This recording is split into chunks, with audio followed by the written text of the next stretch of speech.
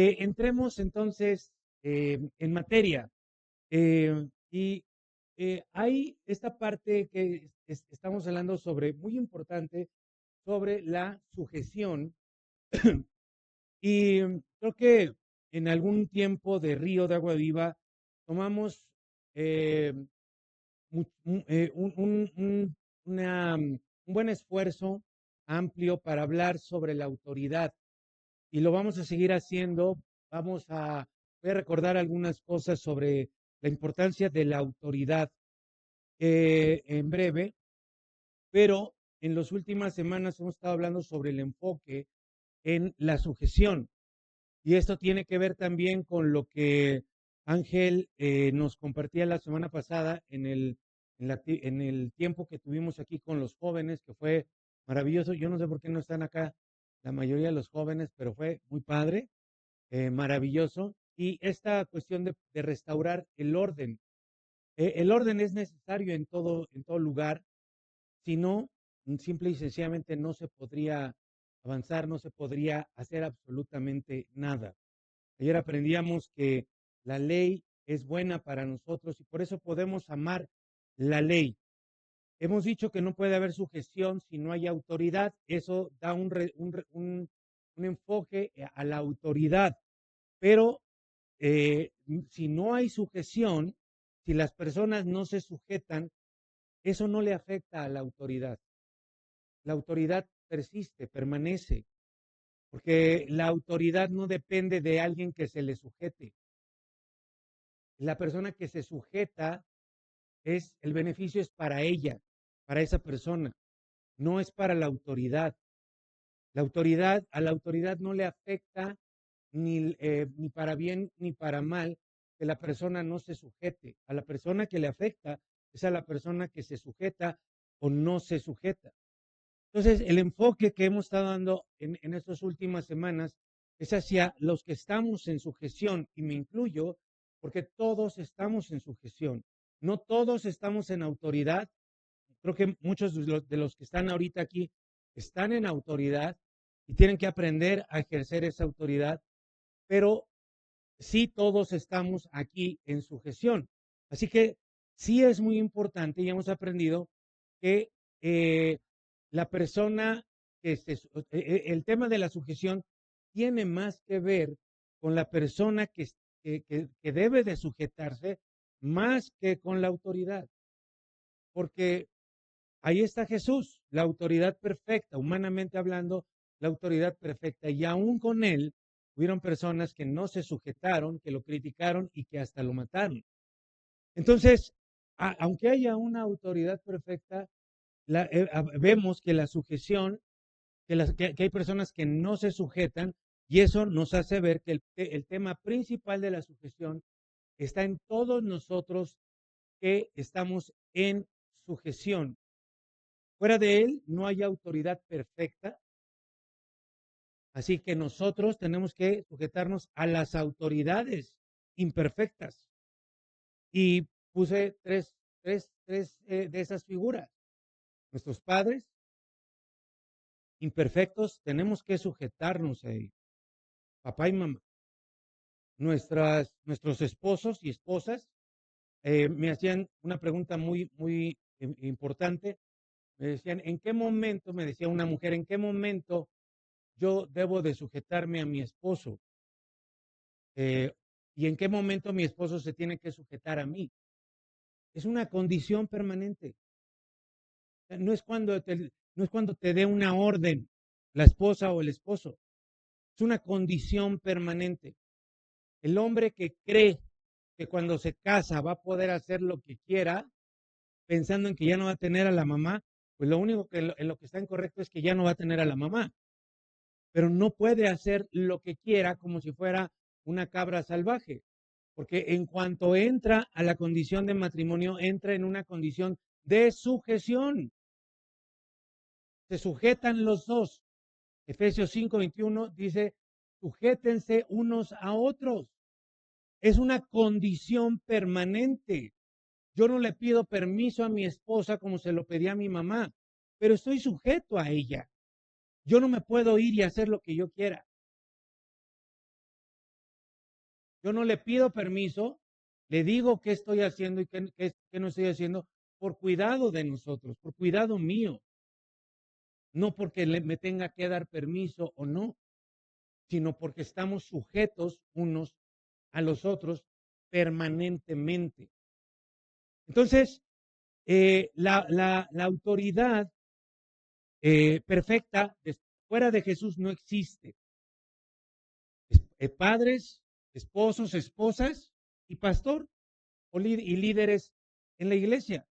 Ahora, Romanos capítulo 13, miren, les voy a compartir la versión Dios habla hoy, porque esta versión está más apegada a lo que dice en el texto original y que nos ayuda a entender que una cosa es la posición de las personas y otra cosa es la autoridad. Dice, todos deben de someterse a las personas que ejercen la autoridad. Entonces, tú por ser papá no tienes autoridad, tú por ser esposo no tienes autoridad, yo por ser pastor no tengo autoridad. O sea, no es mi posición la que me da la autoridad, porque la autoridad, ¿quién la da? Dios, no la posición. Entonces, Dios me da la autoridad para que yo la use en mi posición como pastor, en mi posición como esposo, en mi posición como padre, cuando, bueno, de mi hijo biológico, ¿verdad? Entonces, todos debemos de someternos a las personas que ejercen la autoridad. Si no está ejerciendo la autoridad, la persona no se puede sujetar. Ahí está el principio de, si no hay autoridad, no puede haber sujeción. Rápido, el ejemplo, porque hoy no vamos a hablar de la autoridad. Si un esposo, un padre, un pastor es violento, ejerce agresión, eso no es autoridad. Porque la autoridad es todo lo contrario, es protección, entre otras cosas. Yo no me puedo poner debajo de la autoridad que tiene que protegerme si la autoridad me daña, me agrede, me violenta, ¿me explico? Y ahí es donde está la confusión de la gran mayoría de las personas, aún de pastores, que mandan a las esposas o a los hijos sujetarse a sus esposos cuando son violentos. Es como cuando tiembla y te metes debajo de un escritorio para protegerte. Esa es la idea de sujetarse. La idea de sujetarse no es de obedecer a rajatabla. Claro que implica la obediencia, pero es protección primeramente. Por eso, si no hay esa autoridad que protege, no puede haber sujeción. Y si quien está arriba de mí me agarra a zapes, a cocolazos, a palabras violentas, eso no me puedo sujetar a eso. Eso no es ni siquiera es sujeción. ¿Me explico? Y entonces dice, la autoridad es de Dios. No hay autoridad, o sea, no hay esa investidura, porque es un poder, una investidura, no hay poder, no hay esa investidura, es un poder para proteger, es un poder para servir, es un poder para guiar, esa es la investidura, es un poder sobrenatural de parte de Dios y esa investidura solamente viene de parte de Dios. Entonces, aquí les doy un pedacito de lo que es la autoridad, pero para que nos enfoquemos en las autoridades más cercanas, independientemente de los gobernantes y todo eso, lo dejaremos después, tus padres, tu esposo, tu esposa, tu pastor y tus líderes espirituales como los discipuladores. Entonces, ahora, ¿por qué estamos hablando de esto? Porque tenemos un mandato que está sucediendo, lo estamos haciendo. Reconstruyan el templo, reconstruyan la iglesia. Y tenemos que hacerlo al pie de la letra, como cuando Bruno nos compartía sobre la programación. Tenemos que hacerlo al pie de la letra. Entonces, cuando hay una misión, y nosotros somos una iglesia que desde que nació con una misión y visión, ¿sí? Tiene que haber sujeción. Y ya llevamos 21 años, casi 22, y ya hemos vivido muchas cosas, entonces hoy podemos aprender, debemos aprender para que se puedan lograr las cosas y ya no haya pérdida, principalmente de personas como nosotros. ¿Quiénes se pierden finalmente? ¿A quiénes perdemos? Es en ese sentido que lo estoy diciendo. A las personas que no quieren sujetarse. Y esas personas que no quieren sujetarse, muchas veces se llevan a otras personas en la misma línea de no querer sujetarse. Miren, y lamentablemente tenemos que hablar de esto en las iglesias cristianas, y ojalá alguna iglesia cristiana lo esté escuchando, porque lamentablemente hay una pésima constante en las iglesias, en las denominaciones o movimientos que se llaman cristianos evangélicos como nosotros. ¿Cuál es esa constante lamentable? La división. Y esto es algo que desgraciadamente se ve mucho en nuestras iglesias y que no se ve en otras iglesias o en otras religiones como la Iglesia Católica Romana. O sea, tú no ves a un monaguillo diciendo, yo creo que ya serví demasiado al sacerdote de mi parroquia, yo creo que ya me tengo que llevar a algunas personas de la feligresía y levantar mi propia iglesia. Tú no ves eso. ¿Por qué? ¿Por qué los monaguillos o alguna otra persona que está ahí en esa línea, por qué Dios no le dice a esas personas, ahora es tu tiempo para que levantes tu iglesia y llévate al 40%, al 50% de los que están en la iglesia del padre Amaro? ¿Por qué creen? ¿Por qué creen que no se da ahí? ¿Eh? ¿Y por qué acá no respetan la autoridad? Porque, porque hay una jerarquía muy clara, muy definida, hay una línea de mando. Todo empieza o termina con el Papa y están después los arzobispos y después los cardenales o los cardenales, luego los arzobispos, luego los obispos y así hasta el padrecito de la parroquia. Y entonces todos tienen clara cuál es la línea de mando, igualito que en el ejército. O sea, tú no ves en el ejército a un teniente diciendo, ya me voy a llevar a un grupo para que me hagan general, porque está muy clara la línea de mando. Ahora, lamentablemente para ellos, ese tipo de liderazgo, ese tipo de organización jerárquica, pues no viene en la Biblia. O sea, no es un modelo bíblico, es un modelo bueno para que a la gente no se le ocurra saltarse todas esas posiciones y entonces hacer lo que ellos quieran. Pero lamentablemente para ellos y para cualquier otra organización religiosa, ese modelo no es bíblico. ¿Cuál es la máxima autoridad dentro del modelo bíblico?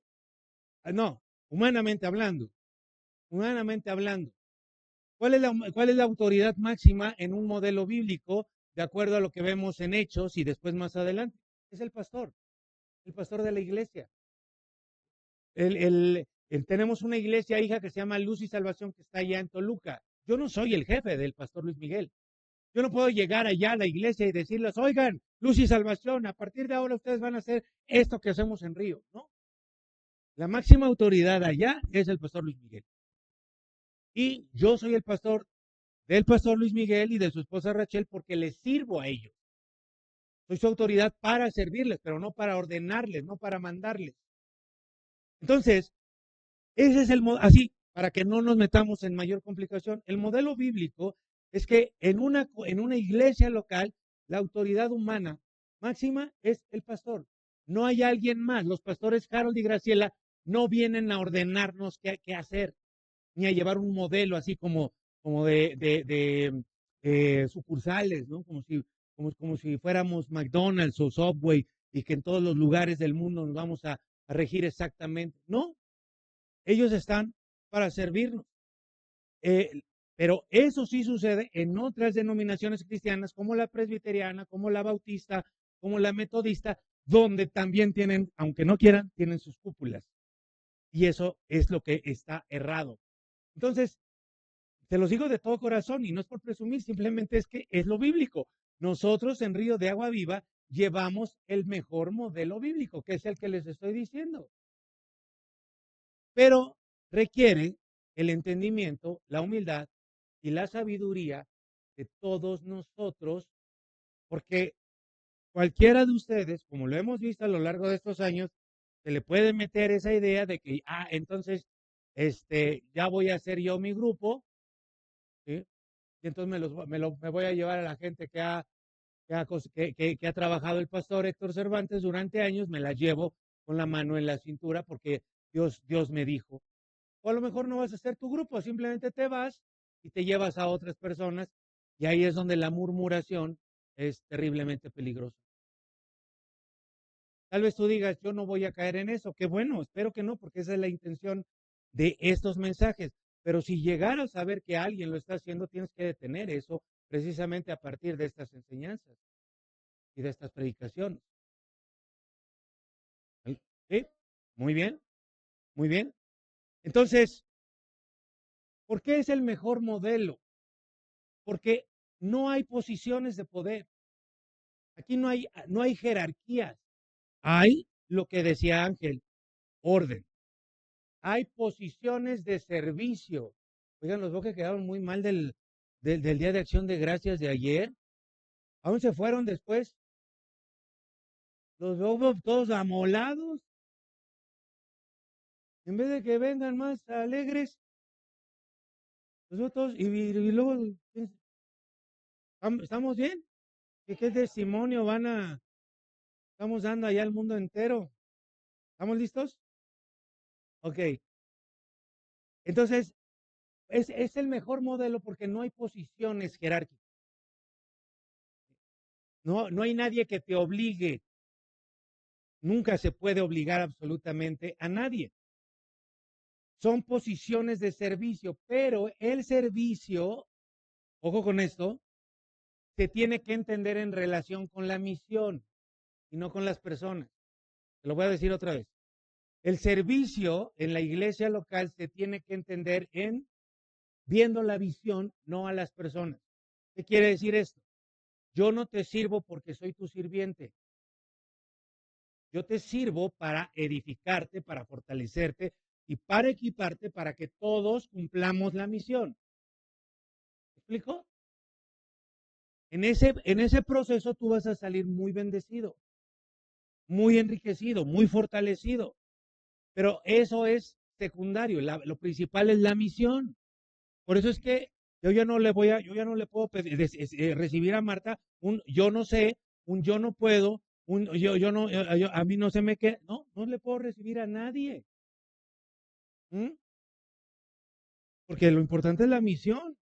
Y estamos aquí trabajando para edificar, para fortalecer, para equipar, para que juntos cumplamos la misión. Entonces, no dejes, amado mío, que el diablo te use para dividir. En nada, ni tantito. ¿Sí? Por favor, que no te use para obstaculizar, para hacer un lastre, para sembrar maldad. Identifica el ataque que ya lo conoces, porque va a ser una mentira.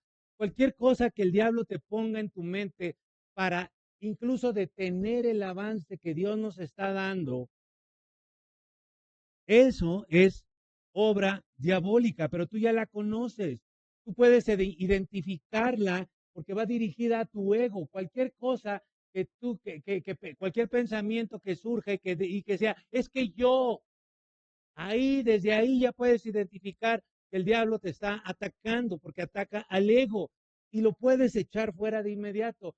Veo y la gran mayoría, el 99% de los que están aquí, ya pueden identificar eso y echarlo fuera para que no sean tropiezo, para que no los lleve el diablo a hacer algo que vaya en contra de la voluntad de Dios. Hoy Dios te va a seguir haciendo libre porque lo ha estado haciendo, te seguirá llenando de gozo porque algunos como que les hace falta un poquito todavía, paz, y vas a descubrir, a ver, ¿me están escuchando?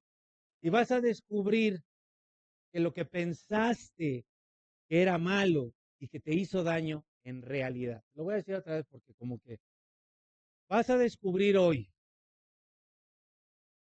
que lo que pensaste que fue muy malo, que fue lo peor que te pudo haber pasado y que te hizo daño, en realidad es y será una de las más grandes bendiciones en tu vida.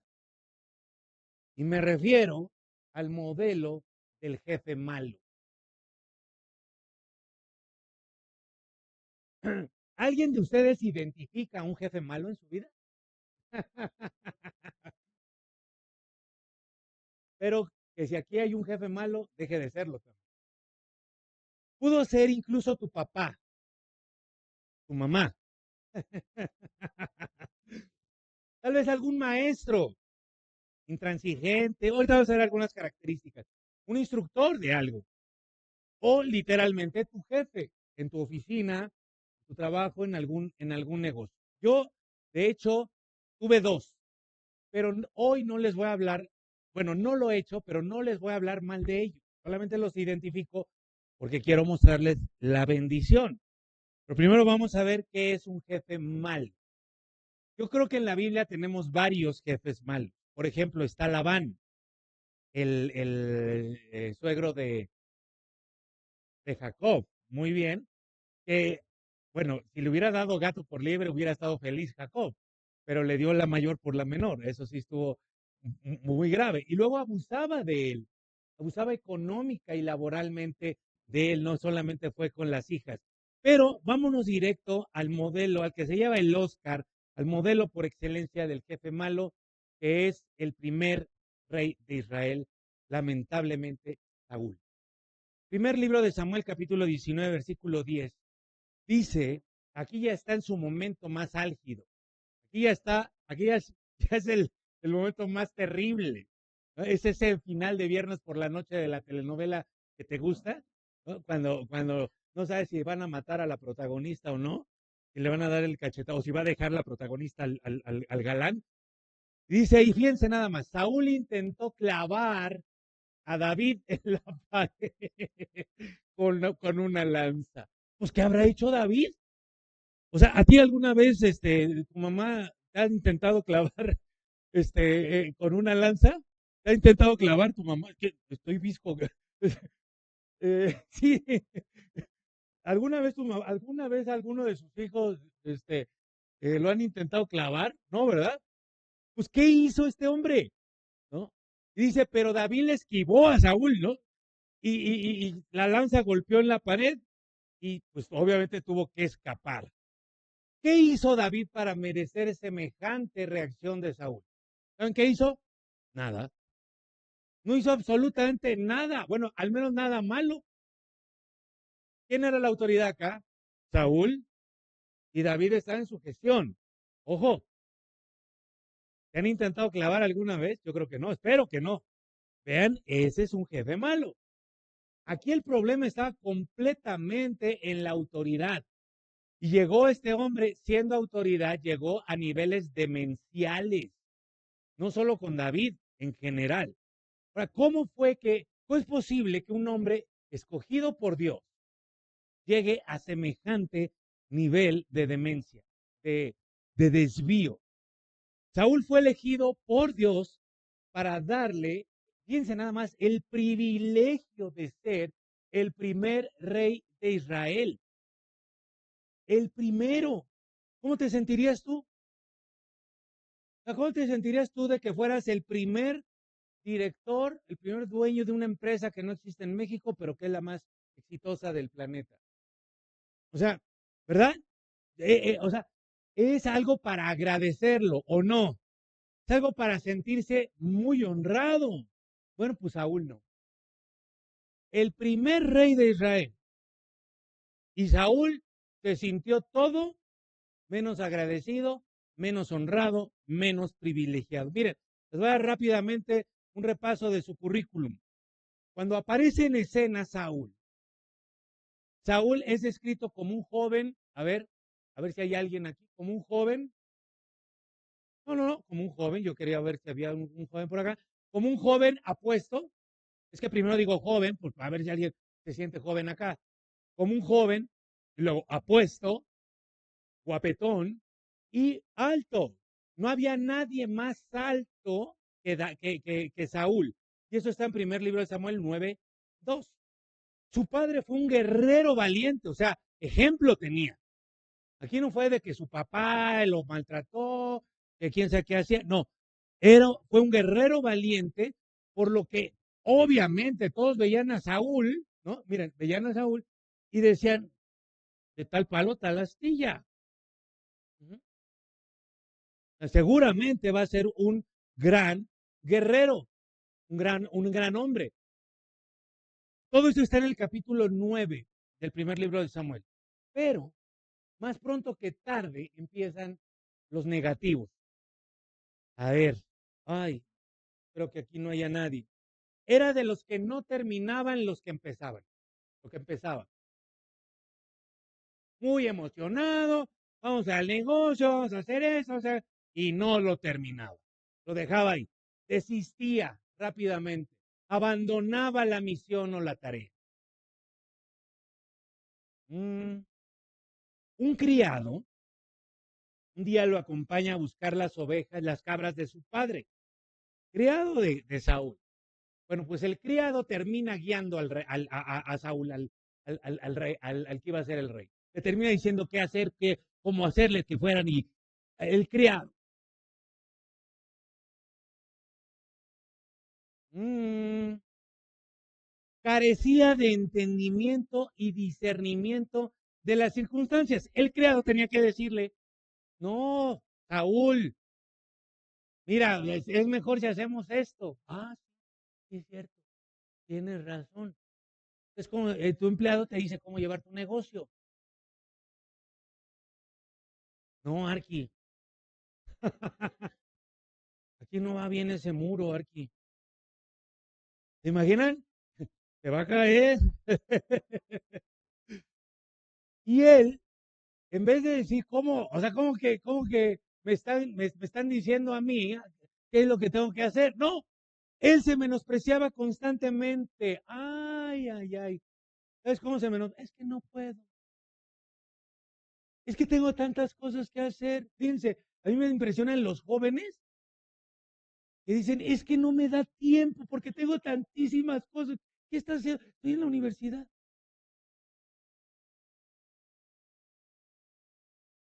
Y claro, van a decirlos, pues que, pues es un chorro. Espérense unos añitos a que tengan, ¿verdad? ¿No está? Que llevar un hogar, que tengan que llevar a una esposa. Se van a dar cuenta, van a desear estar solamente con la universidad. Y ahorita no pueden, se les cae el mundo con la, o no, se les cae el mundo con la universidad, se les viene encima. No, es que soy tan poca cosa, decía, mi familia es tan poca. Fíjate, su papá había sido un gran guerrero, pero él decía, no, es que mi familia es tan poca cosa, y yo también, mírame, soy tan poca cosa, altote, así como usted, como los dos Sergios, los dos, ahí están los dos más. Imagínense que los dos Sergios nos digan, es que soy tan chaparro. Exactamente. ¿Sí? Tuvo un momento de cambio. El Espíritu de Dios lo tomó. Empezó a profetizar, empezó a manifestar dones. Pero el día en que lo ungieron, lo eligieron, que le dijeron, ya, ahora sí, es el momento de que estés al frente. Ese momento, cuando lo iban a coronar, ¿saben dónde andaba? Escondido en un almacén. Que le daba miedo, Cande, le daba miedo tomar su lugar. Ay, no, no, es demasiado para mí. No, por favor, puedo, yo no puedo hacer esto. Pastor, por favor, ¿cómo me pones ahí? No, yo no puedo. Ay, soy tan poca cosa. Oye, pero llevas 14 años en Cristo. Sí, pero soy tan poca cosa. ¿Dónde están el que iba a predicar? Anda ya, escondido por los rincones, temeroso de que alguien lo vea. Dios, o sea, imagínate el ridículo. Dios tuvo que revelarle a Samuel y a los demás dónde estaba escondido el muchacho. O sea, Dios les tuvo que decir, está allá en el almacén, váyanlo a sacar de allá. Aquí vemos cómo se cumple el principio del que no, el que no se sujeta, el que no aprende a sujetarse, no puede ser una buena autoridad o no puede ser autoridad. Saúl, y ni siquiera era por falta de cualidades, Saúl era el más alto. Su papá le había dado un buen ejemplo, tenía escuela, tenía buenas cualidades, Dios le dio dones, pero también tenía todos estos defectos. Iglesia, iglesia, no hay uno solo de ustedes, uno solo, que no pueda decir que Dios le ha enriquecido con dones y cualidades. Uno solo de ustedes no puede decir. Y si lo dice, apártense los demás porque algo va a pasar ahí. Para sorpresa de algunos, cuando inició su reinado, lo empezó a hacer bien. Ganó batallas, empezó a juzgar con sabiduría bajo el poder del Espíritu de Dios. Pero otra vez, ¿se acuerdan de Santiago 1? El hombre de doble ánimo es inconstante. Entonces, hemos visto nosotros aquí a las personas que sí y luego no. Y cuando las vemos, ¿cómo las vemos? ¿Qué decimos de ellas? Cuando las vemos sirviendo, cuando las vemos dirigiendo algo, ¿qué decimos? Claro. Y luego ya no están. Oye, ¿y fulano? ¿Y fulana? No, ya no, ya no. Y normalmente dejan las cosas botadas. O sea, ni siquiera hay una cuestión de, oye, mira, dame chance. No, simplemente les da miedo. Oye, que vamos al domingo. No, tengo tanto. Y ya no. Y ya no. Inconstante en todos sus caminos. Pero todo tiene su límite. Y Dios en su gracia le dio tiempo y le dio oportunidades. Pero todo empezó a cambiar cuando Saúl enfrentó, oye, el pueblo de Israel, el ejército de Israel enfrentó a los filisteos y al famoso paladín Goliat.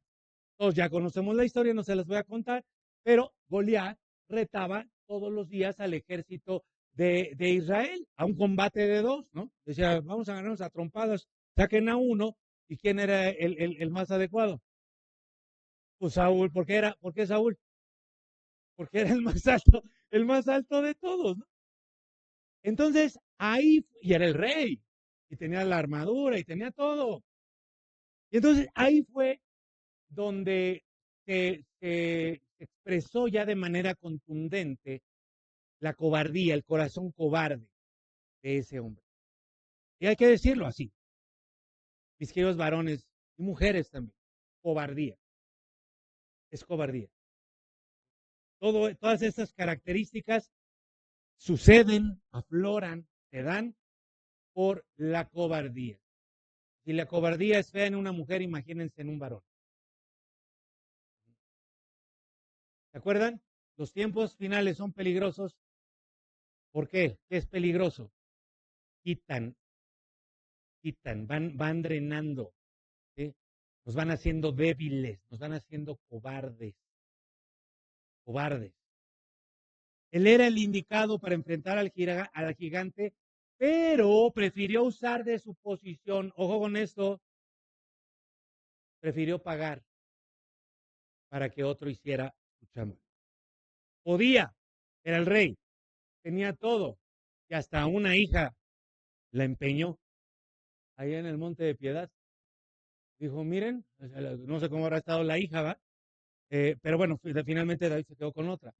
Y entonces ahí aparece David, un jovencito, flacucho, flacucho. ¿Quién sabe el más flacucho aquí entre nosotros? Un jovencito, flacucho, pero lo van a ver cambiar en breve.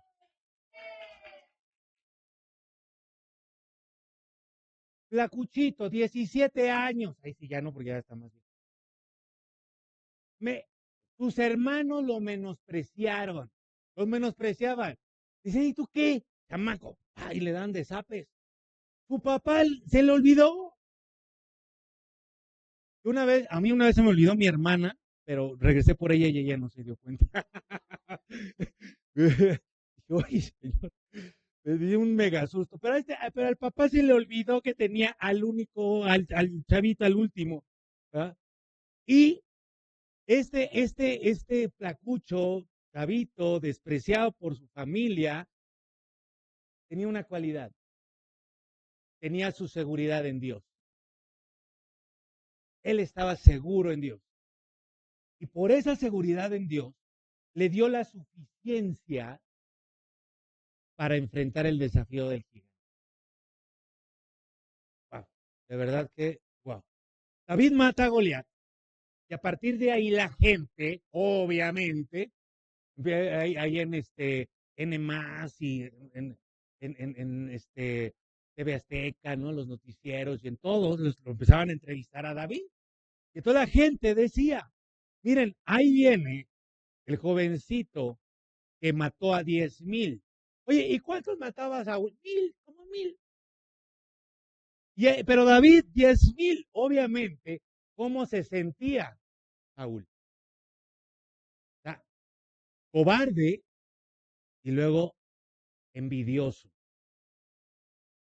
Le empezó a tener coraje. O sea, vean la calidad del corazón que se fue, no puedo decir formando, se fue deformando en quien tenía todas las cualidades.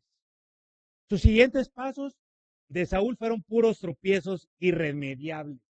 Desobedeció, usurpó funciones que no le correspondían, que le correspondían a Samuel, y luego ya desobedeció a Dios flagrantemente, yendo a buscar a Moni Vidente, al canal que estaba, porque Dios no le decía lo que él quería que le dijeran. Entonces, una desobediencia flagrante. Mientras Saúl caía, David crecía. Y nosotros estamos en una de esas dos. ¿Sí? O caes o creces. Te digo algo, este es gratis, este tip, este consejo.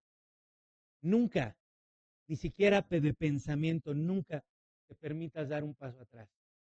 En nada, en nada, en nada. No digas porque esta temporada está difícil vas a... No, en nada. Literalmente, como dice el dicho, ¿no? Para atrás ni un pasito para atrás. En todas las... Sí, en todas las... Uno, ni un centímetro abajo. Ahí te estás poniendo la soga al cuello. En nada. No, no entres en sabáticos con Dios. Si das el paso para servir, no te retractes. Siempre arriba, siempre arriba, siempre arriba. Porque tantito, de ahí te puedes agarrar y ya no avanzas. Primer libro de Samuel 18:8. Saúl se enojó muchísimo, ahí tienes, ¿no? Otra vez el enojo, amigos. Esto del enojo a mí me tiene impactado de qué tan, o cuánta información nos da la palabra de Dios de cómo el enojo ya no es una puerta, es un portal, es un portón de entrada a la actividad maligna. Al final del 8 dice, Saúl se enojó muchísimo. En el 9, desde aquel día en adelante, Saúl miraba con sospecha a David. ¿Sospecha de qué? O sea, este me quiere hacer algo. Este me quiere quitar el lugar. Este es paranoico. Para este momento, Saúl ya era jefe de David, oficialmente. ¿Sí? Y esos que dijeron que han tenido un jefe malo, un esposo, alguien, una figura de autoridad, pues empiecen a checar. 10. Aconteció que al día siguiente, fíjate, enojado Saúl, empieza con la paranoia. Al día siguiente, amigos, ni siquiera pasó un mes. Al día siguiente, un espíritu malo de parte del Señor se apoderó de Saúl.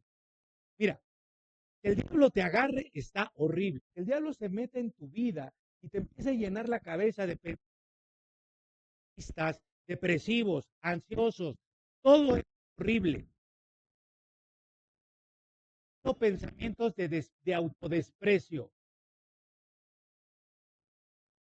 Si tú piensas de ti menos, ten la plena seguridad que es un demonio hablando. no son tus propios pensamientos. Por eso, cuando yo les digo, oye, ay, no, es que están hablando lo que les dicen los demonios. Así no habla Dios. Así no habla Dios. Dios nunca va a tener iba a decir un discurso, ni siquiera una frase, ni siquiera una palabra de derrota. No la tiene. No la tiene Dios. Dios no nos enseña a hablar así. ¿Alguien, Dios es su papá? Entonces escucha cómo habla tu papá, porque Dios no habla como hablas tú. Aprende a hablar como habla tu papá. Y lo acabamos de ver en el discipulado.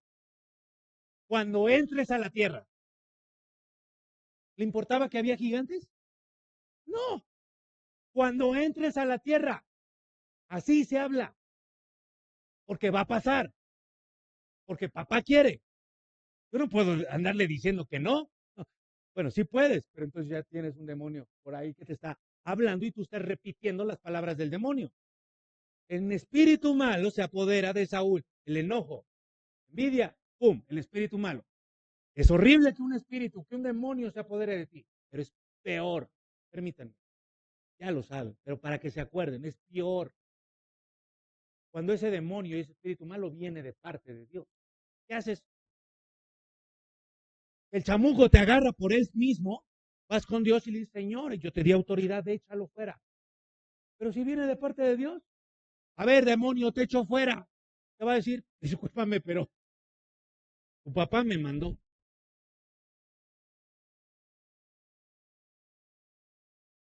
¿Pesaste de él? Y entonces David, fíjate, ahí está la gracia de Dios en David, la importancia de la adoración, la importancia de la adoración. ¿Por qué algunos no querrán exponerse a la adoración? No es que llegan tarde porque se les atraviesa no sé qué tantas cosas, o habrá una cantidad de demonios impidiéndoles llegar, porque cuando hay adoración en espíritu y en verdad, los demonios salen corriendo.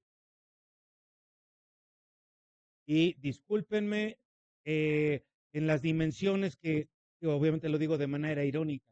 Aquí no hay orgullo artístico, no hay artistas, aquí cada vez hay más al frente, adoradores que venimos con todo nuestro corazón y con toda nuestra alma, con un solo objetivo que es exaltar el nombre de nuestro Señor, adorarle a Él y pedirle que Él haga su voluntad en medio de nosotros.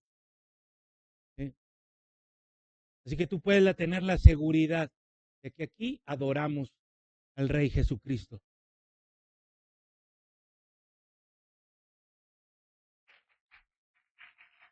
Y si tú te quieres perder eso, tal vez haya una actividad demoníaca que te lo está impidiendo. Y entonces, David tenía el arpa día tras día, y cuando había esa adoración, el espíritu de Saúl se calmaba. Pero nada más terminaba de adorar y le venía otra vez el espíritu malo. Entonces, ahí fue la escena que vimos. Dice, voy a clavar a David en la pared. Entonces, vemos la relación del enojo con la actividad demoníaca. Y nota, por favor, el tema de la alabanza que te acabo de mencionar. ¿Quién ha tenido un jefe malo? ¿Quién lo tiene actualmente o quién es un jefe malo de todos los que estamos escuchando este mensaje? Bueno, aquí vienen una de las cosas más sencillas, pero también de las revelaciones más poderosas. ¿Qué hay dentro de un jefe malo? ¿Por qué es así? ¿Por qué es intransigente? ¿Por qué es cambiante? ¿Por qué quiere dañar a los que están debajo? ¿Por qué confunde? ¿Por qué no se puede organizar?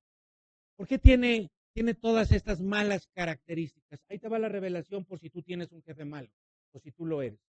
Dice en el versículo 12 del 18, Saúl, ahí está la revelación. Eso es lo que mueve a un jefe malo. ¿Qué? El temor. El temor.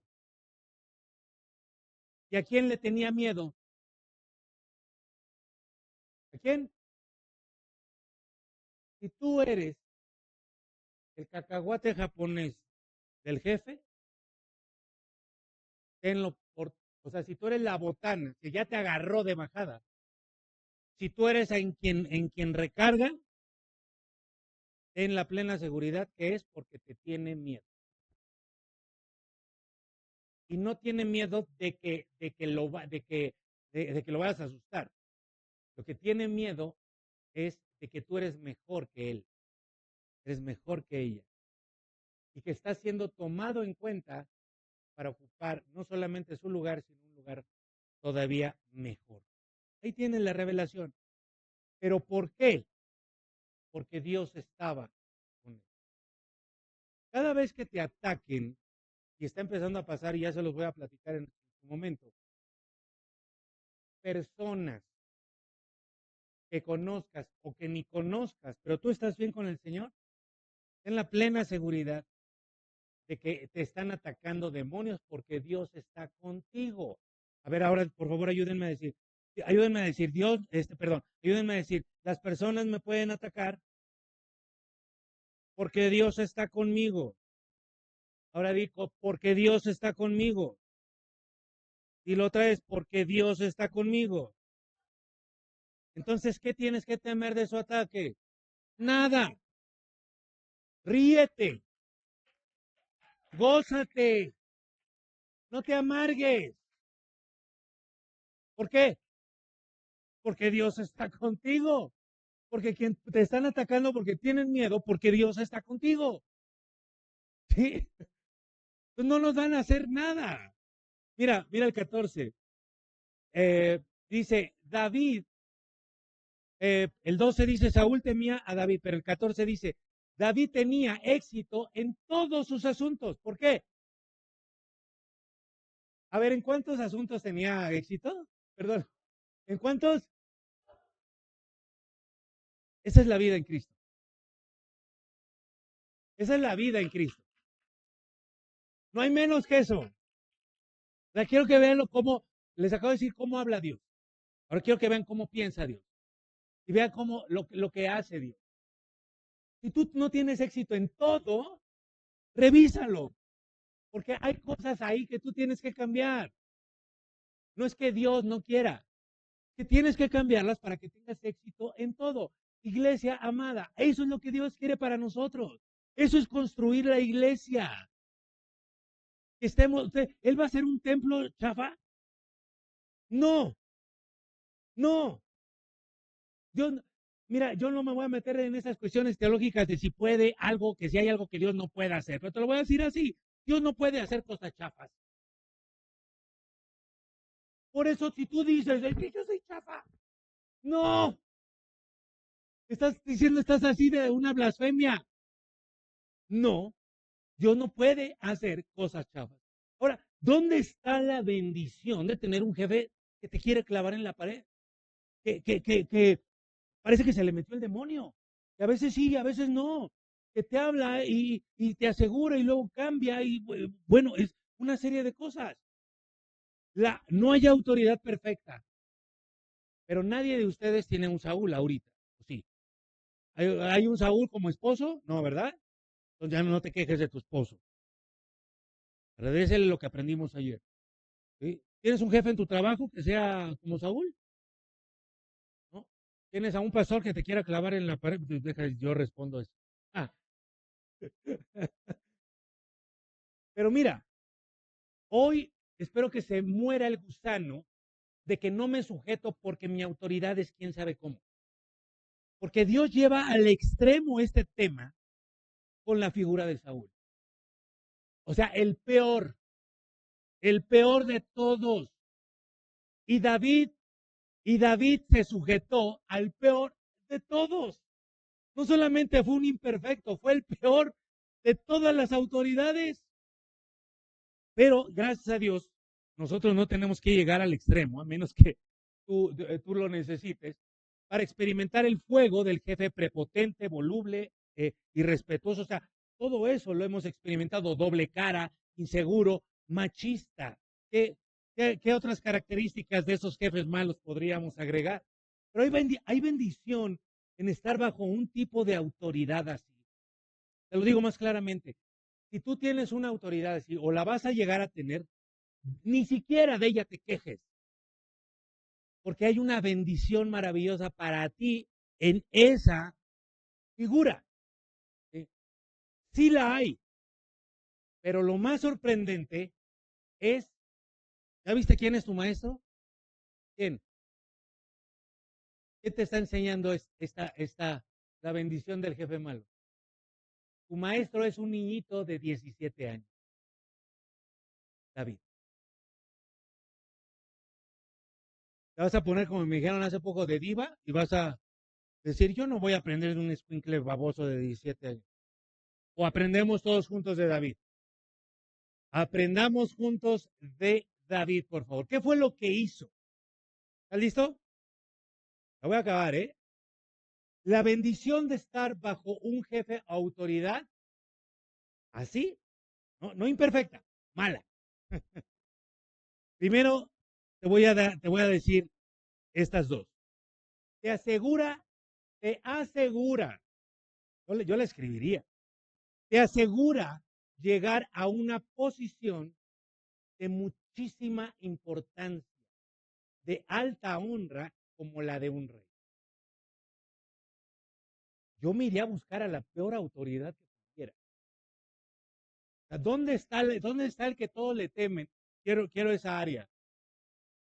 Porque ese fuego, ese proceso te prepara y te asegura la posición más alta que puedas llegar a tener en el área que tú quieres.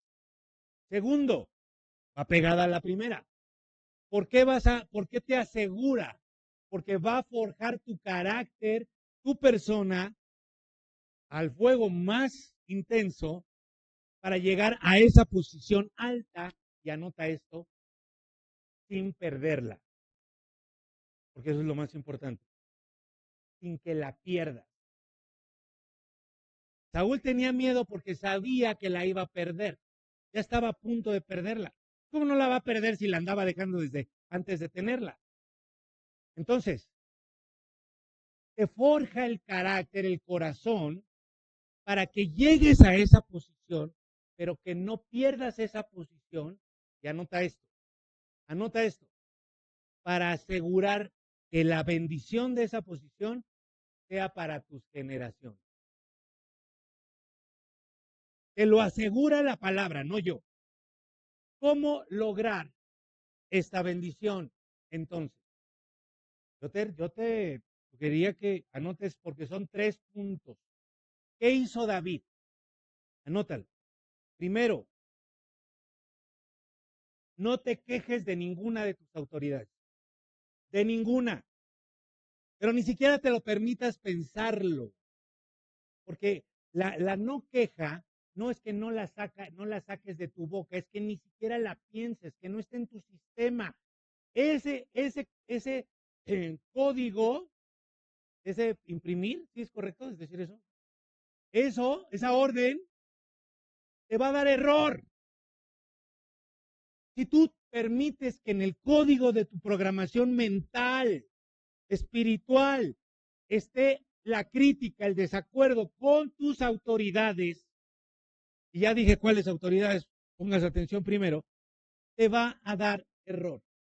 David, para los que sufren por su pasado, y yo también ya les he platicado del mío, para los que sufren y no pueden soltar su papá y sus hermanos, despreciado por completo el chamaco, pero no vas a ver un solo registro de David quejándose de sus hermanos o de su papá.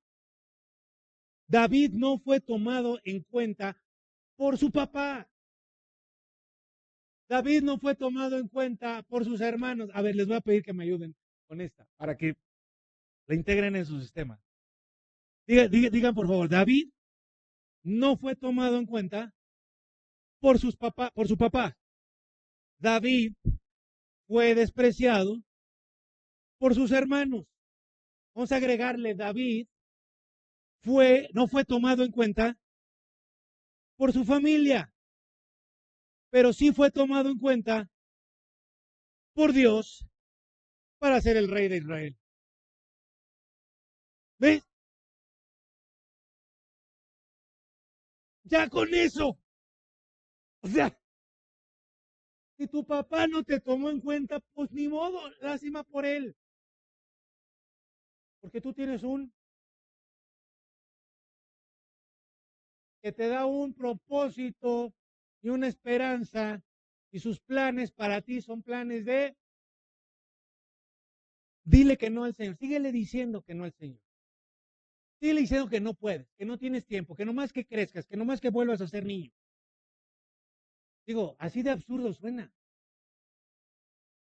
Que nomás que, quién sabe qué, síguele diciendo que no. Nunca ves a David quejándose o guardando rencor. Tienes rencor en tu mente, tienes rencor en tu sistema, sácalo ya. Por eso dice el enojo hoy mismo, sácalo. Por eso Dios nos está siguiendo, nos está liberando y sigue liberándonos.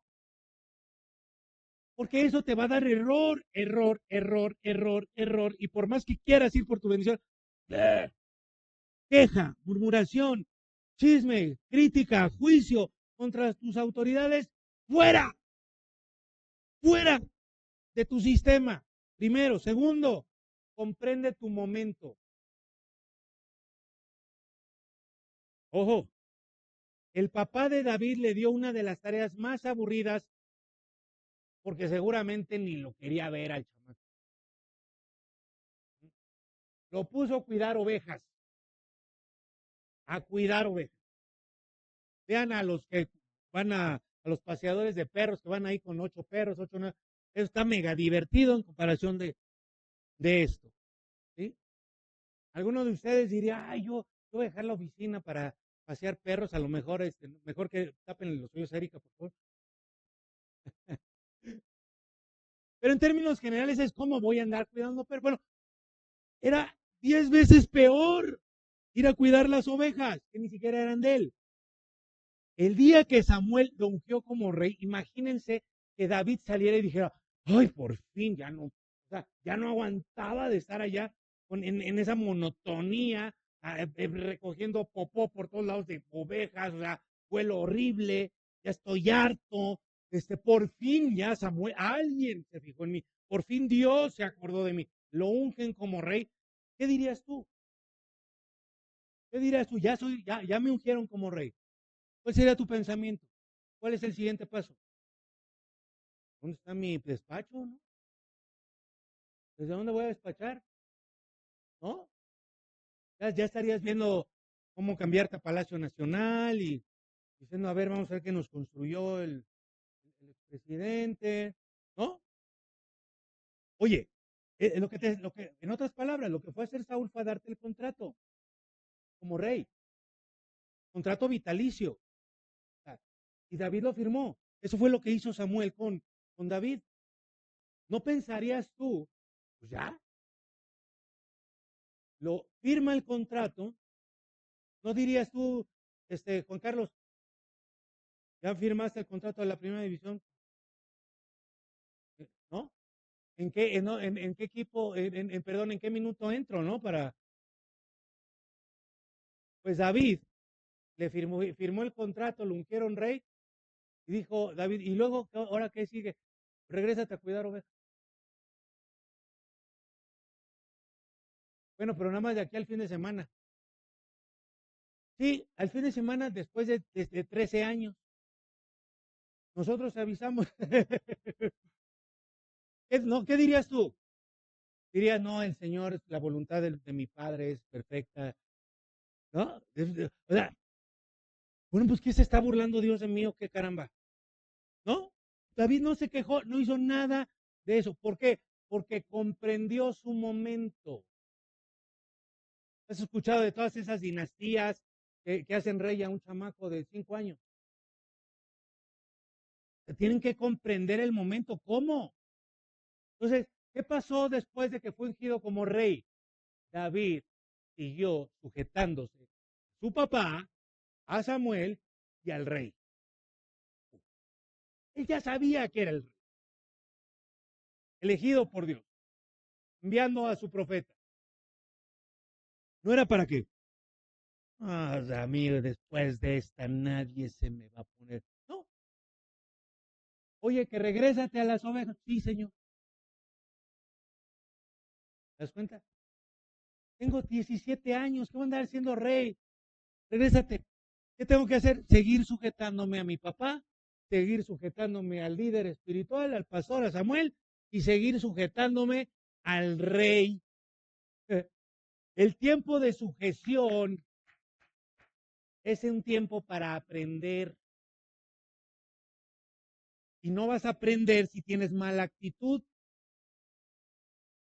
Tú no vas a aprender si la autoridad te dice izquierda y tú le dices, no, mejor derecha. La sujeción es un tiempo para aprender, porque es un tiempo en el que estás libre de muchas responsabilidades que vienen con la autoridad. ¿Qué tienes que hacer cuando estás en sujeción? Aprender. ¿Aprender a qué? Aprender de tus autoridades, sujetándote a ellas. Eso es lo que tienes que hacer. La investidura tiene la tercera, por favor, y esta es la más importante. ¿Cómo logró David sujetarse a una autoridad tan mala? Anótala. Ese es el secreto de la vida. El secreto de la vida. David miró la investidura, no miró a la persona.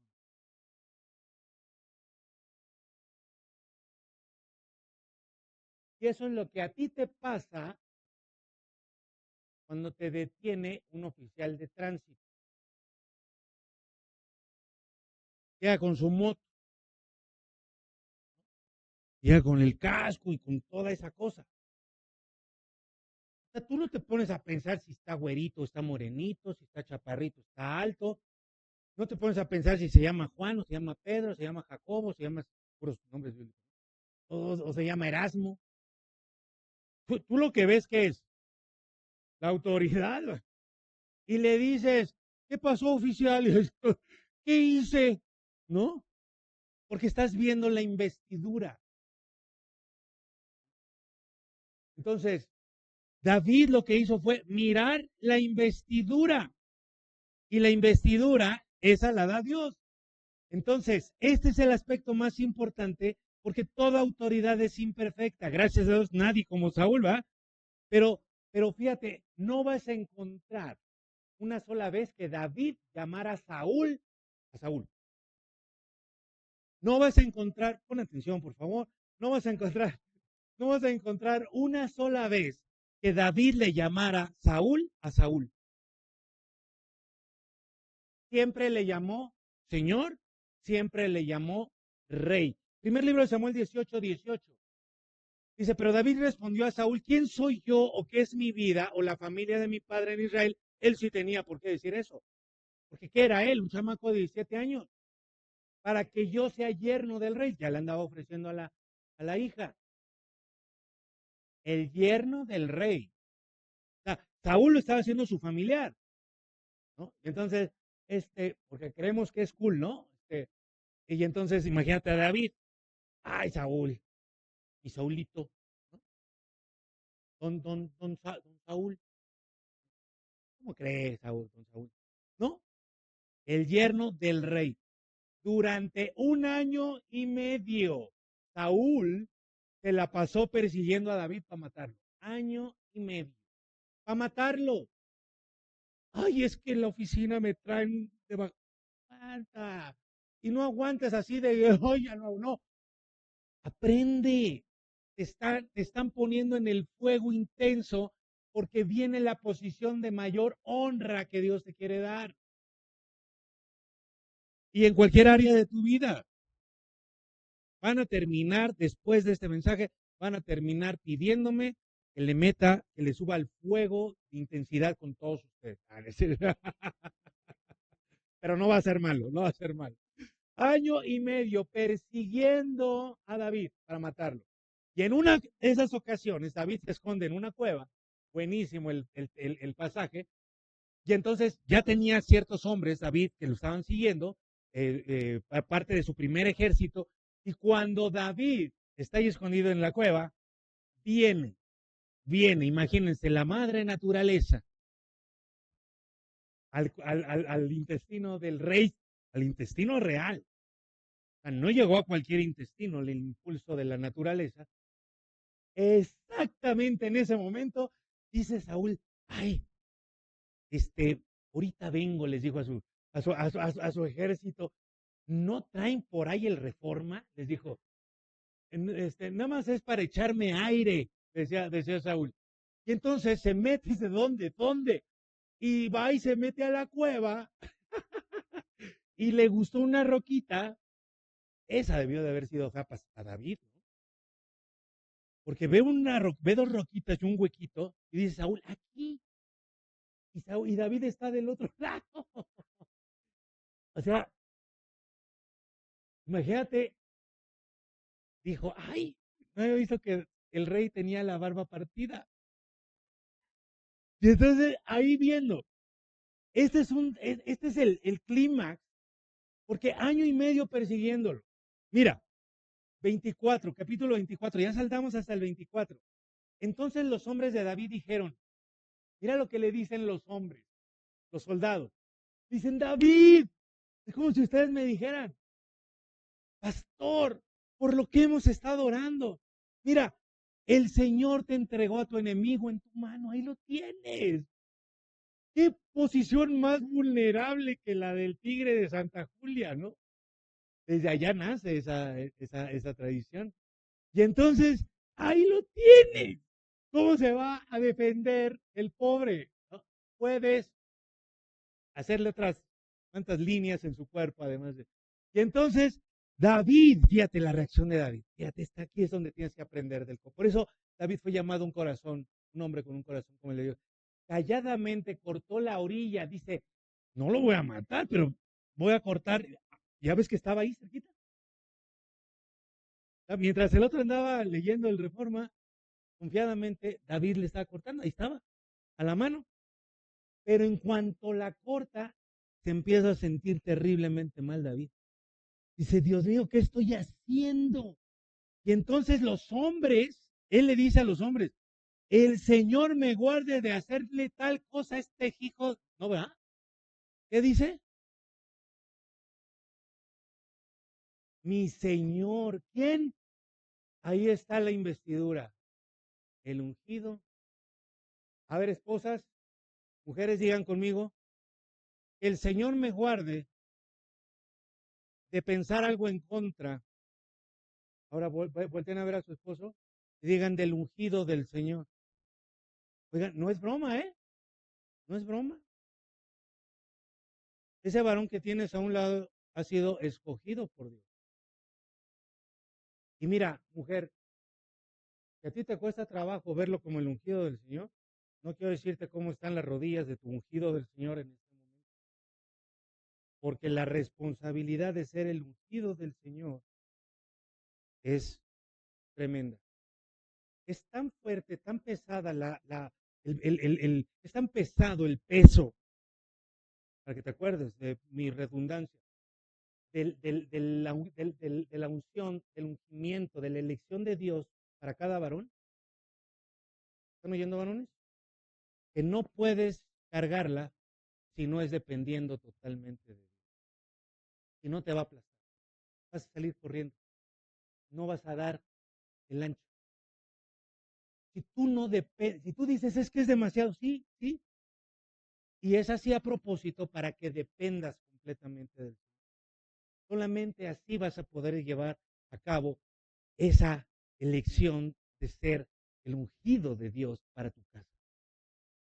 ¿Quieres probarlo? Tú ya lo has intentado solo. Depende del Señor. Y vas a ver cómo las cosas van a cambiar por completo en tu casa. Y la bendición que Dios tiene para ti va a empezar a llegar a manos llenas.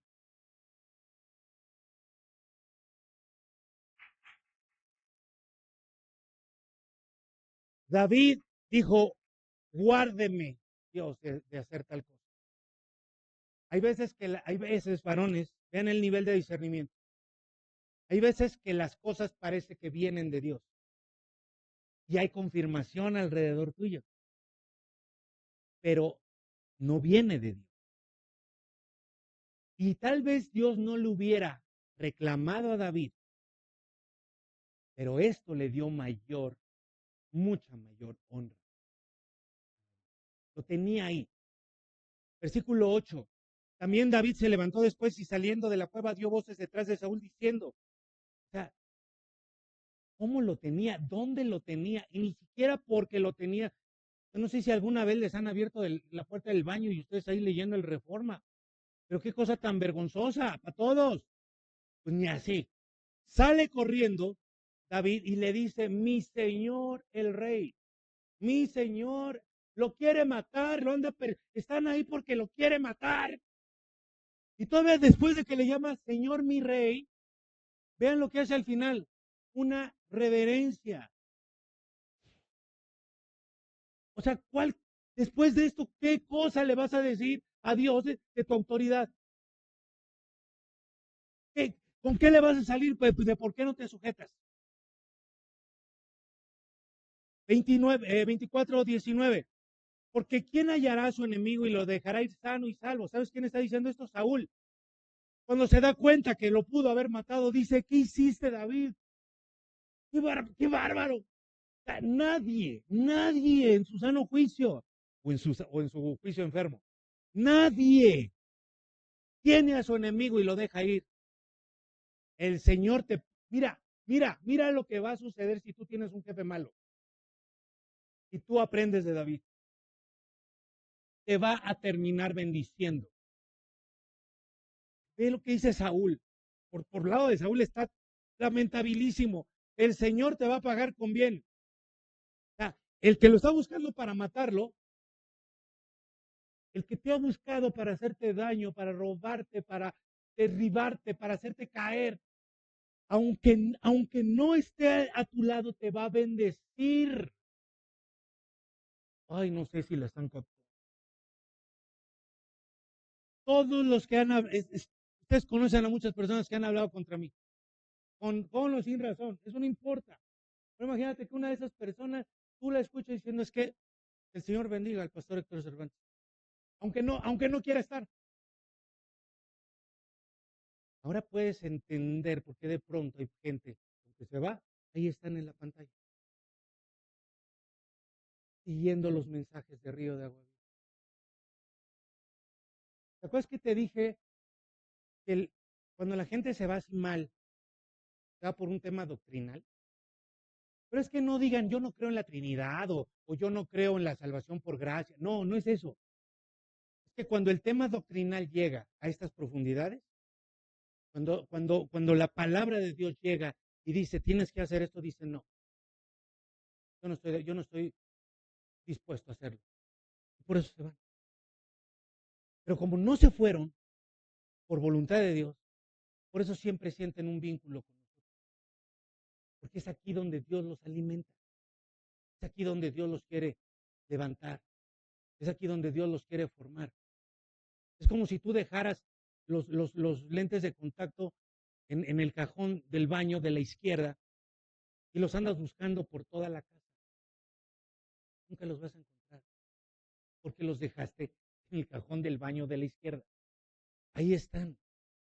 Tú no tienes por qué irte a buscar a otro lado. Es donde tienen que encontrarlo.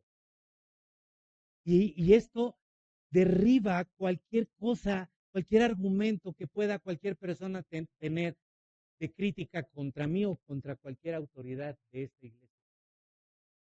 Porque gracias a Dios hasta ahorita, pues no hemos llegado a los niveles de Saúl, ¿verdad? Gracias a Dios. 19. Porque ¿quién hallará a su enemigo? Te paga con bien. 20. Y mira lo que dice Saúl, desnuda su corazón. Yo tengo entendido, le está diciendo el rey, yo sé que tú vas a reinar en mi lugar. ¡Pum! Oye, ¿sabes qué? Puedes venir a mi oficina un momento, un despacho así. Mira, quiero quedar bien contigo porque yo sé que tú vas a ocupar esta oficina. Hace 2 minutos te está levantando falsos, está hablando contra ti, metió un memo hablando basura y de pronto te llama y te dice, lo que pasa es que tú vas a ocupar. No, no, no, no es bipolar. no es bipolar, tiene miedo y Dios está contigo.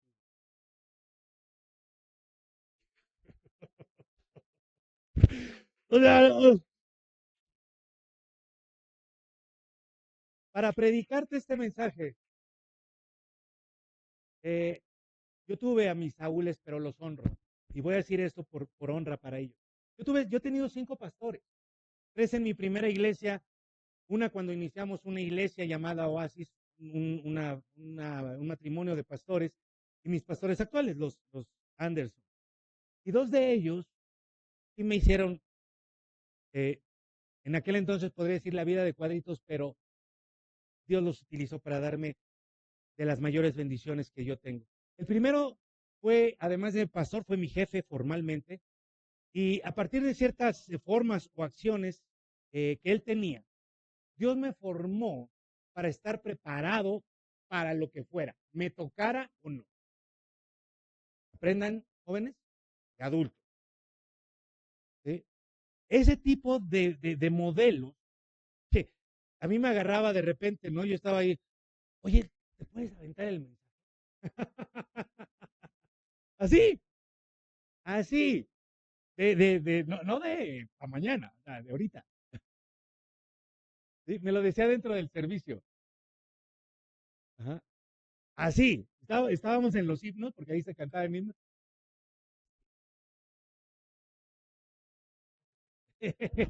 ¿Tienes algo que hacer ahorita? Yo, pues, alabar, puedes encargarte el mensaje. Así. Y obviamente yo puedo decir, ¡ah! Pero aprendí a estar listo. Ahora, ¿qué decía yo? Lo mismo que sigo diciendo. Hoy en la mañana yo le decía a Dios, Dios, gracias por darme el privilegio de ser el portador de tu palabra. Ahora, si yo digo eso, no puedo decir, oye, te puedes dar el mensaje y yo decir, ay, no, ¿cómo crees? Claro, la primera vez sí me agarró en curva, ¿no? Pero aprendí a estar listo, como dirían en Colombia, a las que sean, ¿no? Cuando sea. Lo mismo pasaba, oye, a la 1 de la mañana, oye, ¿podrías ir a ver a un hermanito en el hospital? Es que yo no tengo coche, me decía. Yo decía, pues yo tampoco. Y era así de hasta quién sabe dónde. Decía, voy. Y me tocó ver las cosas más maravillosas de personas con tubos, inconscientes completamente, pero llegaba, estaba ahí con ella, les hablaba palabra. Así fue como aprendí que no importa que la persona esté inconsciente, tú llegas y le hablas palabra, algo empieza a suceder. Vi personas sí sufriendo la enfermedad, pero también sufriendo dolores, angustias en su alma y en su corazón. Y vi cómo el Señor las consolaba y podían morir en paz. No, no, no.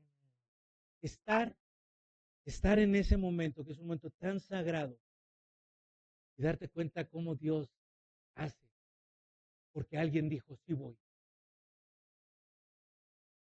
Wow, wow. Entonces, fue maravilloso lo que Él me enseñó a mí. Lo escribí, déjenme nada más se los digo, ser la última opción para que una persona entregue su vida a Cristo. Wow. Eso, lo que decía Marisela, y lo puedo decir abiertamente ayer, ¿no? Ustedes díganme, me vale gorro, yo voy. ¿Sí? Yo no voy a decir que no, a menos que de plano yo esté igual que sí. Me están pidiendo que vaya a visitar, ¿no? Pero si no, yo no voy a decir que no. En mí no van a encontrar un no. El segundo pastor fue mi jefe. Bueno, déjenme decirles algo. Este pastor, además, fue mi sinodal en mi examen profesional de la licenciatura en teología. Y mi tesis se llamó, o se llama, El modelo de Jesús, liderazgo para el siglo XXI. ¿Saben qué hacía en mi tesis? Hacía una crítica de todos los pastores y de todo, entre ellos él y su hermano. Mi mamá estuvo ahí presente, mi hermana también, no es que mi hermana andaba con la mamila, no sé si se acuerde mucho, pero pues imagínense, era una crítica hacia ese modelo, casi no me pasan, o sea, me la hicieron terrible. Pero gracias a Dios, al final, él y su hermano y otros sinodales, que estaban un poquito molestos, me dieron el pase casi de panzazo, pero me lo dieron. Aquí me faltó mensaje, pero se los digo de todas maneras.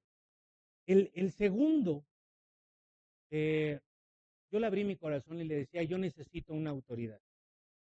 Y no les voy a platicar todo lo que me hizo, pero me hizo muchísimas cosas. Eh, Al final a mi hermana, a mi mamá también les afectaron.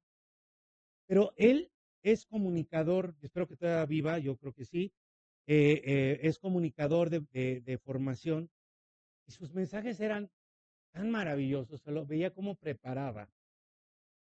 Y si algo tengo bueno hoy al escribir un mensaje, que lo estoy compartiendo ahora con toda la iglesia, ortografía, redacción, poder encontrar las cosas importantes en un texto, todo eso se lo aprendí a él, sin que él me lo enseñara.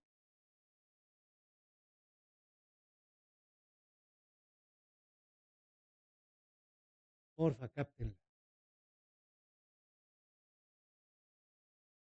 Él nunca me enseñó, no porque no quisiera, no era la dinámica, pero yo le aprendí absolutamente todo lo bueno. Tenía un discernimiento, un corazón para Dios. Eso y muchas cosas más le aprendí. Y hoy, para que quede registrado, no sé a dónde Dios quiere llevar, hoy honro al pastor Jorge López, mi primer maestro de fuego intenso. Y honro a Arturo Gómez y a su esposa Susi. Muchas gracias, de verdad. Se los digo,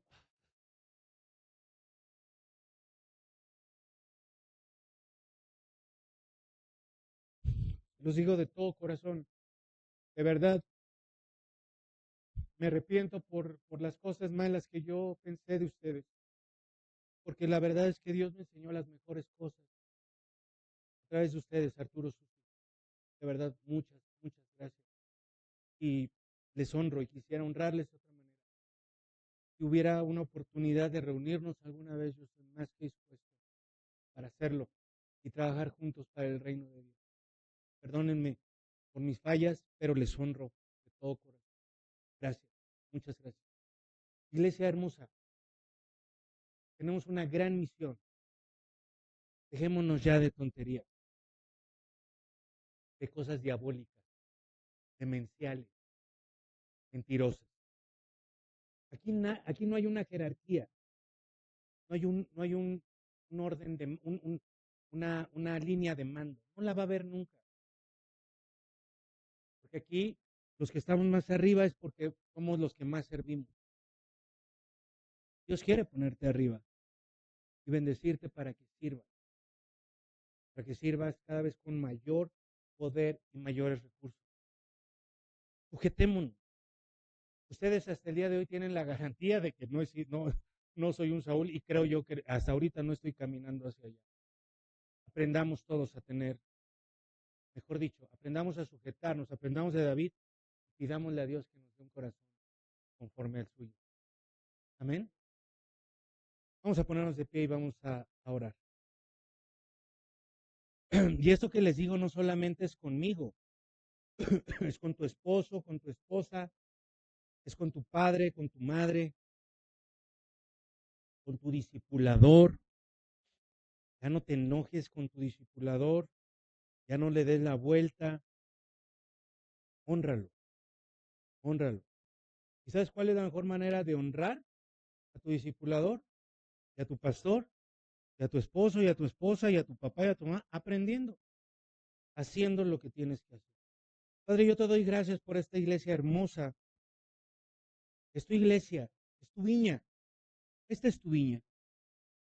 Si tú quieres cuidarla, lo has estado haciendo. Tú arrancas todo lo que está ahí en el piso, que no nos ayuda. Tú nos estás limpiando desde el fondo, desde la raíz, porque quieres que esta viña hermosa florezca de una manera maravillosa.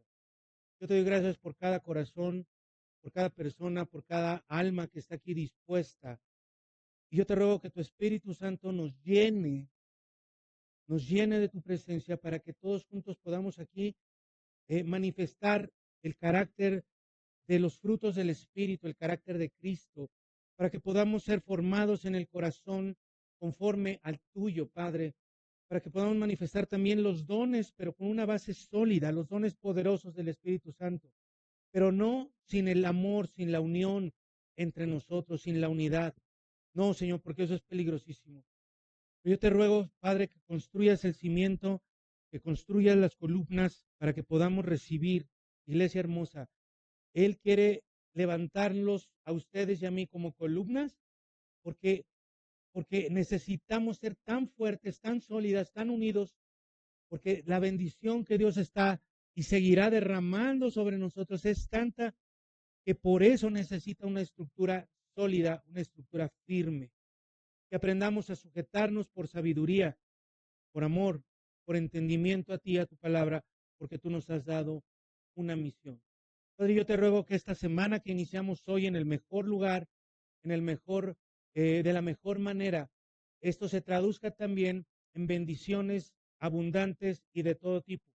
Y que cada vez más se diga de cada hombre y de cada mujer, como se dijo de David, que tiene éxito en todo aquello que lleva a cabo, porque tú estás con cada uno de nosotros. En el nombre de Jesús. Amén. Amén. Ok, le damos este aplauso de adoración.